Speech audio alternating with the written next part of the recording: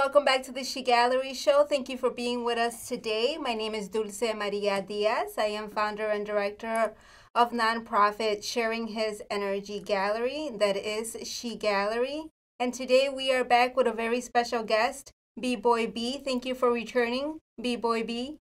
Thank you for having me again. I appreciate the time. Thank you. And we are again celebrating the evolution, the movement of graffiti history here in Chicago. We have one of the earliest, if not the earliest, innovating graffiti writer of Chicago that helped develop the graffiti style of our city. And we did have a chance to talk with B-Boy B, and we started kind of like discussing a little bit about his history, how he came from Mexico, his introduction to graffiti, and now we are going to circle back and continue the story of his childhood friend, Fidel. Now, you may remember Fidel and B-Boy B, who was just Berto when he was Fidel's friend as a child at 6, 7 years old, and they started out writing, went on their separate ways, and then reconnected. B-Boy B, thank you for returning. Why don't you tell us a little bit more about your story with Fidel and your development Sure. in the Chicago graffiti history? Yes. So I lived way on the north side when I was a little kid, like 7, 8 year old, and I had a friend there who lived in the same building on a different floor. His name was Fidel, and we used to, get together in the hallway and we used to draw together, just cartoons and stuff. And then I left. I went to Logan Square, with my family, and I never saw Fidel again until one day, well after ABC was established, we were having a graffiti war with a crew called ACW, All City Writers. And I was in the back of the bus and I saw this kid kind of in front of me, a few chairs up, and I saw him tag fast ACW, and he turned around to look to see who was watching him, and I saw him, and I'm like, "Hey man, I know you. You're Fidel." And he's like, "Oh, Berto, what's up?" So we got out, we kind of like greeted each other, and then I asked him. I said, "You're Fast?" That was his name in ACW, Fast, and Fidel. And then his nickname started with an F, so Fast. And I didn't know, I knew Fast. I've seen his tags around, but I didn't know it was him. And then I'm like, yeah. He's like, "Wait, what do you know? What do you know about graffiti?" I'm like, "You're not gonna believe this, but I'm B-Boy B of ABC, and we're at war right now, you and me." So that was the long, like I hadn't seen him in like 10 years. And then when I finally saw him, we reconnected. And the weird thing is that we went to separate neighborhoods, but we took the same path of graffiti. And then we met up again when we were at war with each other. And it was, we had a laugh, because back then the city was so infested with gangs and gang violence that literally hip hop and all of its elements represented an outlet for nonviolence. That was, in the 80s and early 80s, you did graffiti, you battled in breaking, you battled rapping, and you battled in mixing and DJing and scratching. All of those were nonviolent acts because Chicago was so violent in the 80s. So, we had a laugh, even though we were at war, but it wasn't like a physical war. I just told them, when you get off the bus, I'm just going to scratch your name on it, put my name up. And we were laughing. So that's how I reconnected with a childhood friend. So that's the story. It's complete now. That's so funny. And so Yeah. we're talking about, two children, very innocent children that we can all connect to, right? And ACW, as he's mentioning, All City Writers Crew. So they're two opposing crews. And when we say opposing crews, it's not like opposing gangbangers, as he's saying. This is an outlet, a way to have healthy competitions. It's Yes. it's just a very healthy competition. As he mentioned, B-Boy B was part of four crews. Ultimately, has been part of four crews. And these crews, that's what they do, is they organize permission walls or other events or things. And now as we get older, and we'll talk a little bit more about this, B-Boy B also started curating his own shows to cultivate all of this history.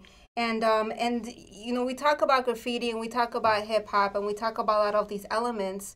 And B-Boy B, we're just having a conversation about his name, B-Boy B, how nowadays everybody refers to them, everybody that breakdances refers to themselves as a B-Boy. But you were the first to use your name as an identifier for your craft. Would you like to talk to us a little bit more about your name and your position with breakdancing and in the Logan Yeah, Square neighborhood? yeah. So Logan Square in the 80s, I guess, 60s, 70s, and 80s, and in the 90s started changing. But in those early times, it was 100% Puerto Rican neighborhood. A few people were black and a few people were white. And then I was right in the middle, and I was the only Mexican in the Puerto Rican neighborhood. So what ended up happening is that Puerto Ricans are attached to New York via Puerto Rico. So you go to Puerto Rico, you go to New York, and then you spread out to Connecticut, Chicago, whatever. So that trail leads East Coast styles and East Coast happenings and trends to Chicago. So it comes from New York to Chicago because of the culture was Puerto Rican. If it had been the other way around and I lived in a Mexican neighborhood, maybe I would get influenced by California, Mexicans coming from California to Chicago. But in Logan Square, it was the opposite. It was coming from New York. And that's how I got introduced to breakdancing. I had a friend of mine who lived in the neighborhood. His cousin would come every summer because, they get rid of the kids. They send them to the mom's house or the dad's house. And this kid's cousin, I don't remember his name, but he brought with him from New York, because everybody in New York was doing it already, a form of dance that I had never seen before. Yeah. And we were hanging out outside, and he did what everybody calls a moonwalk, but it's technically called the slide. So he did a slide moonwalk backwards on the sidewalk, and I was like, "Oh my God, what in the world are you doing?" And it was eye-opening to me because I wanted to learn how to do what he did. And then he showed us some little things and showed us how to. Actually, he didn't show us. We were forced to like mimic because he didn't want to. He was very New York. He was like, "I'm going to show you." But we mimicked him, and he did it. He did his dancing. He was doing a little like some popping. So we kind of mimicked, and he left. He left after a couple of weeks, and we continued to try and figure that out. So that's how I got introduced to b-boying, to breakdancing, and later on, a couple of years later, movies started coming out like Flashdance, and other movies that had little clips of breakers, and then the big breaking movies came out.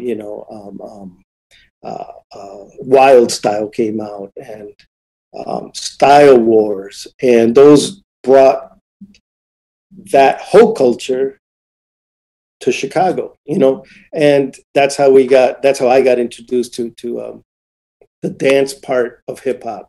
So I was first introduced to the dance part. The first element that I learned was the dance part, the dance element, and then I got into graffiti like a year later.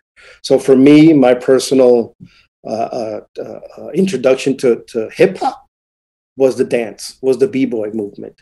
So that's why I call myself b-boy.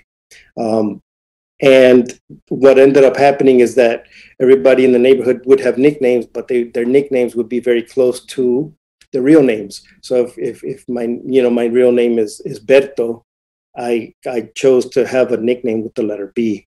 So that's how I came up with B-Boy B.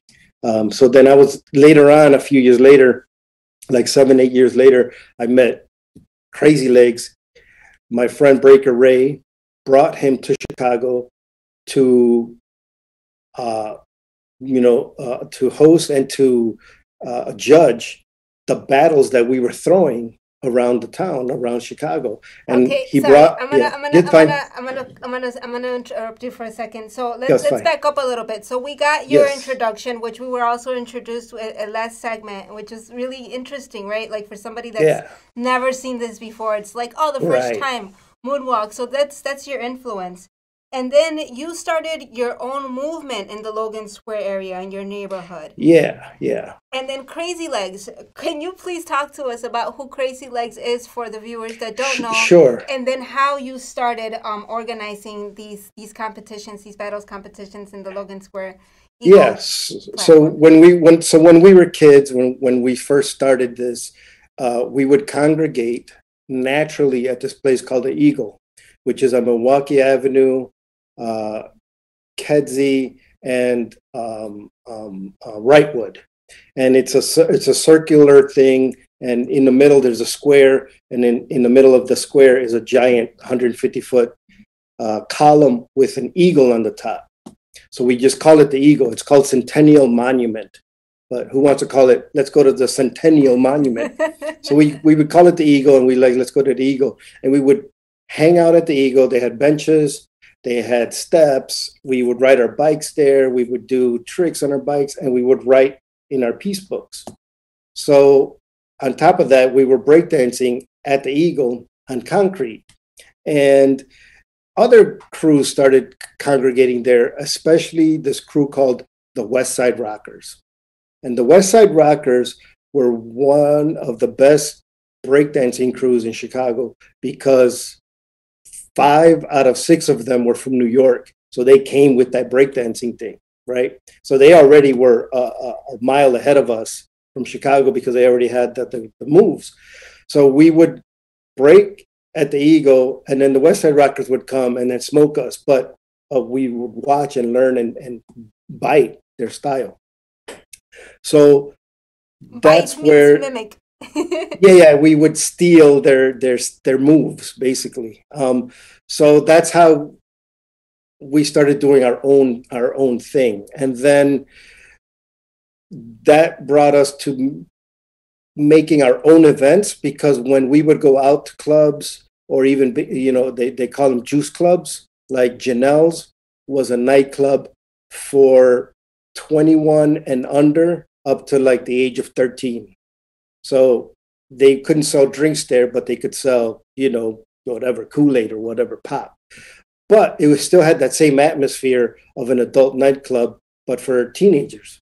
So Janelle's was on Fullerton and Pulaski, and we would go there literally every week, and we would battle on the dance floor, and we would battle with, like, we would wear graffiti jackets, and we would all like stare at each other's jackets and who had the best jackets. So outside of that, Janelle's, who allowed us, his name was Al, allowed us to break dance, kind of. We would just kind of take over the floor. We wouldn't have any other places to go. So we started curating our own spots for battles. One of the spots was at the Eagle. On Sundays, we would have battles there. And the other ones, as we grew up, we would rent spaces and have battles, graffiti battles, breakdance battles. That led to, like, Breaker Ray and I to like bring, like, for the first time, we would go to New York every year to the Rocksteady crew reunions. And then we brought Crazy Legs in. Breaker Ray brought Crazy Legs in. Crazy Legs stayed at Breaker Ray's house because we couldn't afford a hotel. But he judged one of our battles, and I introduced myself to him when I met him, and I said, And "Hey, man, I'm B-Boy B." B-Boy, who is Crazy Legs? Oh, I keep forgetting who guy I think, and everybody knows who Crazy Legs. So Crazy Maybe Legs, everybody does, but yeah, I yeah. don't know. Crazy Legs is an original B-Boy from the 1970s New York movement. So they were the ones creating B-Boy. He's part of one of the master crews of B-Boying called Rocksteady Crew. So Rocksteady Crew's famous. Crazy Leg is famous. He's still around. 100% Puerto Rican cat, the whole nine. We hired him, paid him some chump change, paid for his flight, and he slept at Breaker Ray's house. And he judged the battle for us. So, but when I first met him, I said, "Hey, man, I'm B-Boy B," and he just looked at me funny. He's like, "You can't use B-Boy." we're all b-boys. And I'm like, whatever.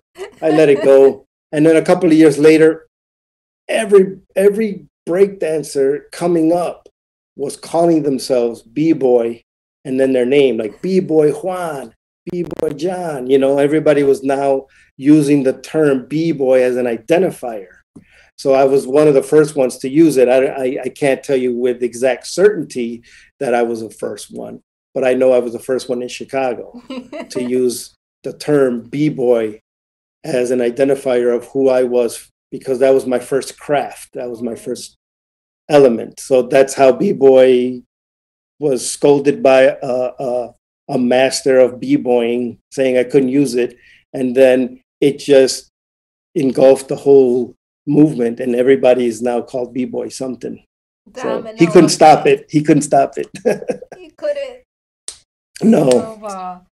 So then you guys started taking this a little bit more serious, organizing. Yes. And then you went to school. You studied, right? You went to Columbia, and I did, yes. How did you evolve, or how did you take this history, of everything that you had done and into your education? So I went to Lane Tech, which back in the 80s was one of the b-boy schools, the hip hop schools, where there was a lot of b-boys that went there. Trickster went there, and Devsky went there. Scares, a bunch of car crew guys, a bunch of writers from the north side went to Lane Tech, and I would go there from Logan Square. I would travel there. It was a magnet school, and that's where we kind of met other people from other parts of the city, because Lane Tech was a magnet school. It had people from all over, like way from the south side, whatever. So I met a lot of b-boys and a lot of breakers and a lot of writers there. And traveling, you would go to other schools that were also hip hop schools, like Von Steuben was a hip hop school. Steinmetz had some writers. Schurz had a bunch of like hip hop heads. So all these schools kind of got together, and they kind of like formed a little network, and then that's how we started doing parties. And then after high school, so as my life is progressing, hip hop is also progressing, right? So hip hop, when it first started, was childish, right? Hip hop, hip hip, right? So it sounded like it sounded childish. But as the skills developed, the verbal skills developed, the writing skills developed, and the b-boy skills developed. Like, in the early 2000s, they were doing some amazing like b-boy things that I can't do right now. That's like I used to call it an upside down ballet, because these cats were doing these aerial things that were like that defied gravity. They were doing crazy like tracks, and I was like, wow, like that's light years ahead of what I was doing in the 80s. Same thing with graph. It just progresses. So as I'm growing, as all the people that I knew in the 80s were growing, so was our culture. And in the 80s, that culture had zero adults. Like if you saw an adult, you'd run away, right? Today, you have grandfathers, grandmothers as part of the culture of hip hop. But back then, there was no adults. They did not understand they didn't want to know what we were doing. Like, what are you doing? Stop, get off the floor, So it's different today, because we grew up as hip hoppers. And as we grew up, hip hop grew up like all over the world. And part of that was, becoming more educated. I went to Columbia College. I started the Fly Paper when I was at Columbia College. So the Fly Paper was the Chicago's longest running underground hip hop newspaper. We reported on everything that Word Up magazine didn't do, Source magazine didn't do. All they talked about is East Coast and West Coast, but nobody talked about anything that was coming from Chicago. So we created the Fly Paper. What year was this? The flypaper was created in 1991. 91. And how long did the paper run? So the paper ran for 19 years, but there was a couple of gaps in between. So it ran for 4 years the first time, and then we took a gap about 3 or 4 years in between because the flypaper started with Mike Shane, Raymond O'Neill, and myself. Then Raymond O'Neill got a job in New York working for one of those large magazines, the hip hop magazines. So they plucked him from us, and he moved to New York. And then the flypaper fell apart for a little bit. But then everywhere I went, yo, B, when are you gonna put a flypaper out? When are you gonna put a flypaper out? I got tired of people asking me when am I gonna put a flypaper out. So I just started doing it again. And then I did it for like 11 straight years. Then I took a break for 2 years, and then I did it for a few more years until 2008 when the market crashed, and everybody crashed because of 2008. And I don't know if you remember that, but in 2008 the market crashed and everybody went belly up. So that's the last time we printed the flypaper. But it was journalism. We covered Chicago people only. We covered Chicago graffiti only. It was very Chicago centric. And, we were the first, maybe not the first magazine, but we were definitely the longest lasting. We were set in stone. We were there like every month for years. And people waited for that thing to come out. And at the parties, we'd pass them out, and it was free. Everything I do was free. All my parties were free. We throw parties outside in the park for free. We gave away the flypaper for free. Everything we did was free. So for the culture. So that led me into journalism, photography, and archiving things and collecting things, which led the next step in growing up. Then you start doing gallery events, and so I started doing gallery events, and I did like a graffiti jean jacket shows, and then the last 5-7 years we've been doing old school shows like, hey, this is from 30 years ago, and that's called permanent record. So that's how we got into it, in the evolution of everything. As we grow up, hip hop grows up with us because we are making it grow up. So now when a young person is getting into hip hop and they're like 12 or 13, there is a culture with adults in it. As opposed to when we were doing hip hop, we didn't even know it was called hip hop. We were just like, oh man, I want to do graffiti. Oh, I want to break, and oh, I love that beat. And we listened to songs and we mimicked them. So we slowly built the culture in Chicago. Now it's built. And so, for instance, there's this kid that grew up with me. His name is DJ Nonstop. He became DMX's road DJ. So he's from Chicago. He's from Logan Square. His name is Nonstop. He was part of ABC. His name was Gizmo when he tagged through it with ABC. His DJ name was DJ Nonstop. He's DMX's DJ. 20 years later, he's at the Battle for the Eagle. He's mixing for us. And there's a kid in the crowd breakdancing, and that little kid is named Nonstop. And he's a breaker. He's a little white kid, and he breaks. He's really good. He's so good that he's now part of the Brickheads. But they both met and like, hey man, I'm Nonstop from the 1980s. Welcome to the culture. And he showed him his tattoo and everything. So, but DJ Nonstop is the DJ, and Nonstop is a breaker. With the Brickheads. But that goes to show you, they're literally 30 years apart. At the same party, at the Battle for the Eagle. Beautiful. It's so beautiful. Yeah. That's super cool. We are talking about an evolution. Oh, it's this. Yes. An evolution. I mean, that alone, just what you shared, that story, that signifies so much, and that says so much. And even when you were mentioning about everything that we did, we give this back. We gave it, not asking for anything. And when we're talking about the birth of these type of movements that are involved within hip hop, whether it be graffiti or emceeing or DJing or breakdancing, we get to this fifth element of unity and of love. And this movement is so special because it literally came from just being a kid, from just being a kid looking for a place to go, with nowhere to Yeah. go or nowhere to be accepted, where you make your own place to be Yeah. accepted. And now it's like snowballed Yes. into an amazing place of acceptance and liberty and freedom and creative expression. And we have you in Chicago, you leaders and innovators that paved this movement. So when you see this now, like the story that you just shared, where you have, this huge generation that's been influenced right before your eyes, what is that like for you? Oh, it's great. I mean, I love that, we're still active in the culture as adults.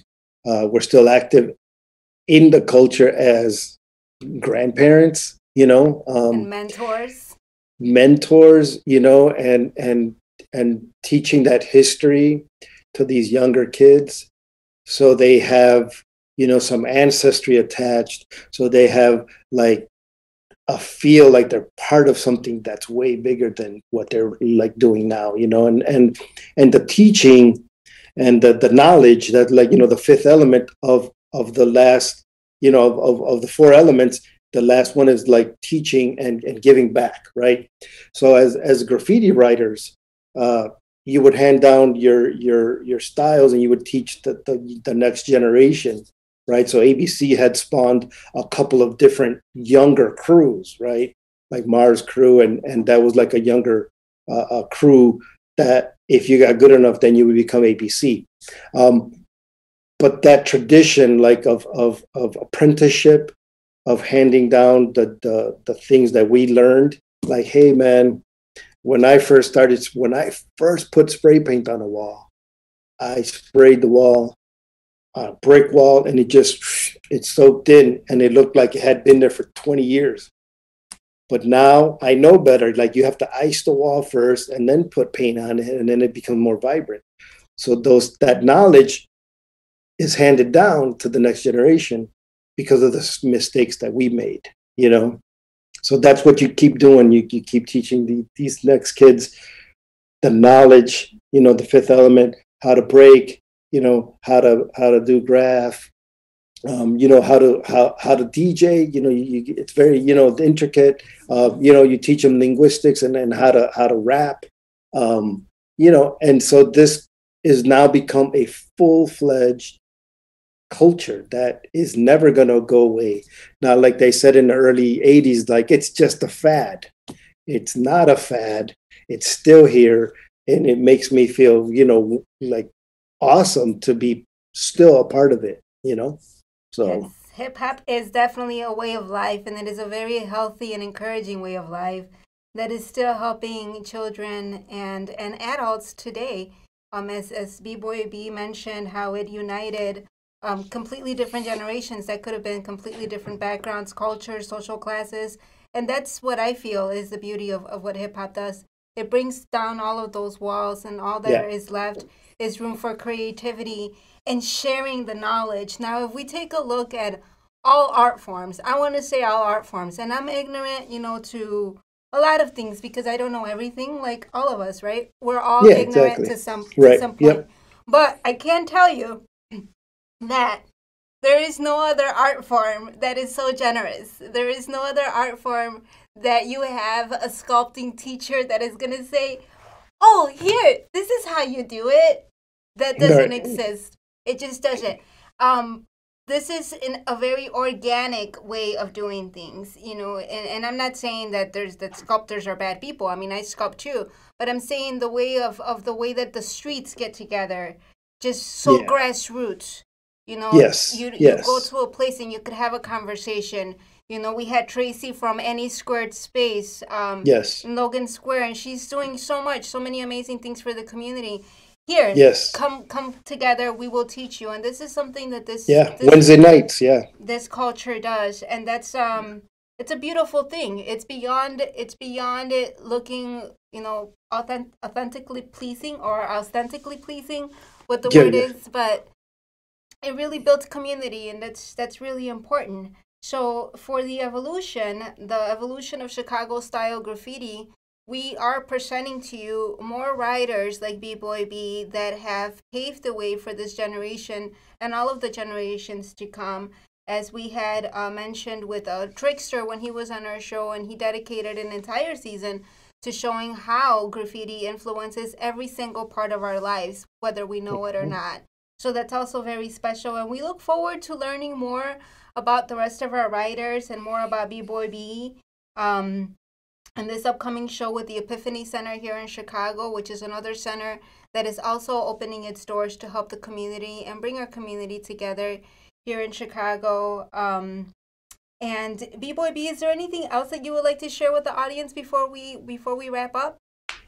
Man, I have like tons to share, but I'm good for now. If there's This anything is that you great. feel is important, to the evolution or to your history. Yeah, I mean, I think that I was one of the early pioneers. I know there's a lot of pioneers, but I came up in an era where there was no books, no photographs, no internet, and you were forced to develop styles based on something you might have seen for about 2 seconds, and that includes a b-boy move, a breakdance move, or it includes a seeing a train pass by and it's over. Like you have to remember that, and now you got to try and not only mimic it but make it better, right? Because that's what it's really about. You take something, you remix it, and it's better now. So that's what the culture is about. And every time it gets remixed, it evolves into something better. So a lot of old school writers are like, way ahead of me, but I didn't have anybody to look at in Chicago, and I know a lot of people think that, oh well, you weren't around during the heyday, because I was kind of like I'm a little older than everybody, so my heyday was like 82, 83, 84. I'm starting to like peak, and then in 85 I was like kind of slightly retired, because now I'm like 17, 18. I've been doing it for 4 years or so, and I have to retire because I don't want to get arrested. Plus, I'm having a kid. I'm having a kid now, which is crazy because, kids having kids, but that's, hood life, right? So I kind of like fell off for a little bit, like the 86, 87s, when like things were like really heightened. But, I stuck around, and I'm still in the culture, but I just wasn't doing like the hardcore graph anymore. I was still breaking, but I wasn't like battling anymore, because the stuff that they were doing, was like, whoa, you're doing like some crazy airwave things, and you're flipping all over. I'm like, man, I can't do that. So you hip hop with certain things, you have to kind of retire at a certain age, because getting too old to roll around on the floor. But I have to give it to some guys. They still can break at age 30, 35. Waka from the Brickheads, that dude's like well into his 30s, and that dude breaks like a 15-year-old.